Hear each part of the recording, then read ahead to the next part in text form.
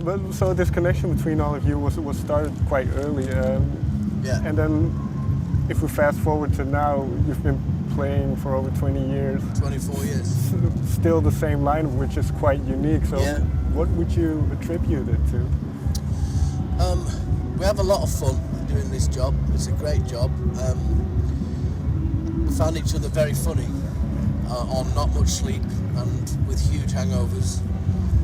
So I think that, and I think we're still developing as songwriters, and we know now more than ever what kind of music we want to write, and we're mixing up how we write music. You know, there's a lot of individual members writing kind of complete songs and bringing them to the rest of the band. That's what we did on the last record. We've never really done that before. Yeah, so why this change? Why this decision to start writing separately? We just wanted to mix things up and approach the writing process differently. And also, Guy was travelling a lot. He spent quite a lot of time in New York. So often we'd be in the rehearsal room. Guy's face would be on a computer screen. We would just be Skyping, and we'd be writing on music, playing him stuff, and he'd be singing back to us. So we had a virtual Guy in the room. Right. And another thing we did was we had, instead of all taking one day off in the working week, the same day, we all took a different day off.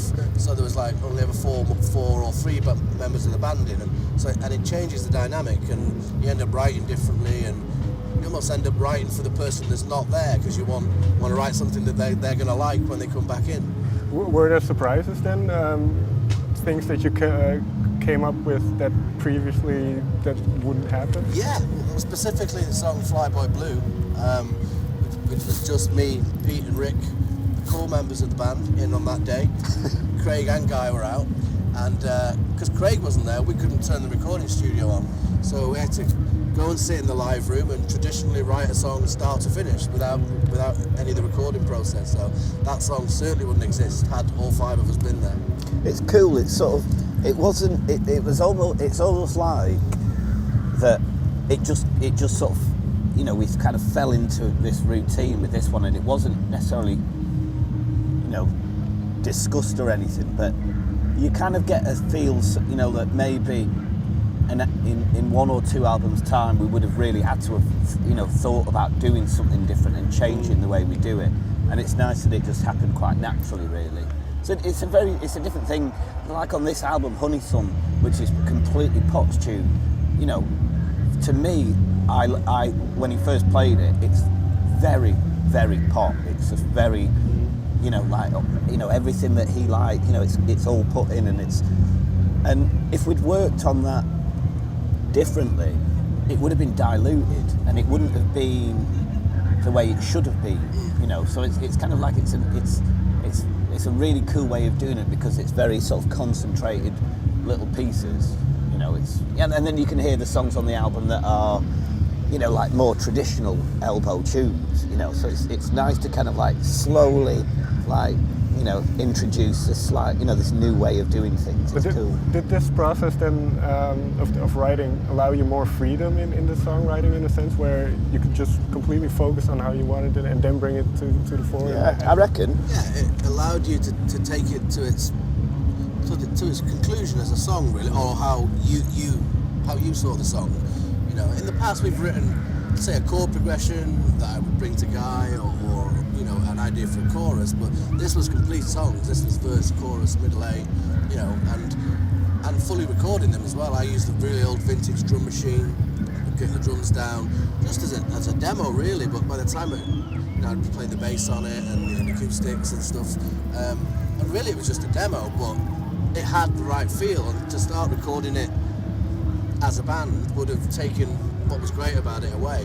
So, but it's one of those things, like, you know, we're kind of like talking about writing already, and, you know, when we've got periods of time off, we're going to be writing individually and stuff like that, and I think it's a nice thing. I think the idea really is to sort of take things as far as you can take them, but then, you know, not be kind of like, this is how it is. Do you know what I mean? It's like, right, how can you help me a little bit? Yeah. How can this go now? Do you know what I mean? You're not precious about it. You're No. like, this is it, don't mess with it. It's just, this is how I see it, you know. What you guys guys want to bring to it. How much would they be? How much would they be reworked afterwards then? Well, the one we're talking about, Honey Sun, wasn't reworked at all. A guy sang a vocal on it and Craig mixed it, and that was it, it was done. Same with one of Pete's songs, Colourfields, Pete wrote. I think it's just as much as it needs, really, isn't it? Yeah. We all agreed that you couldn't, We did you try. couldn't change things. You know, like, we didn't want to change Honey Sun.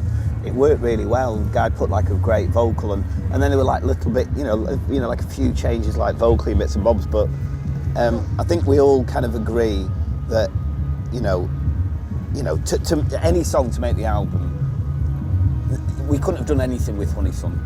Do you know what I mean? To have made it better, and it worked on the album. Yeah, but Colourfields one that Pete wrote, was it a lot on iPad? Yeah, It was an bits on drum iPad. machine Yeah, and synth and stuff, wasn't it? Well, Colourfields more the electronic-y song. We tried to put real drums on that, just to give it a lift, and we tried quite a lot, and we just ended up always going back to the original. It's like, no, that's where that song lives. You can't mess with it.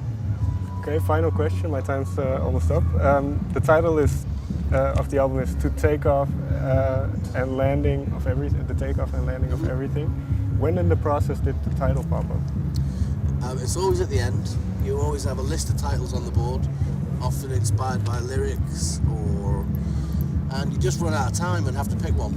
In fact, we had two titles: "Take Off and Landing of Everything," and the other one was Carry Her. "Carrying Her, Carry Me." And we did a run of interviews in Manchester, and we just asked all the journalists which they preferred, and that one won. Okay.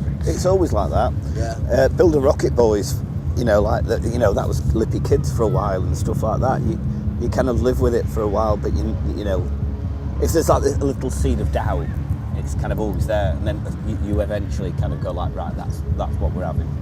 And is there a certain significance then to the title, because there's a song as well with the same name? Yeah.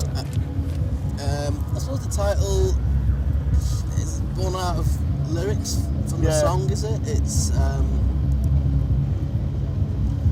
do you know what? That would be a question for Guy. He's over there. Oh no, he's not. He's gone. He's in the water. We've lost him. Okay, thank you very much for your Nice time. one. Thank you, man. Cheers.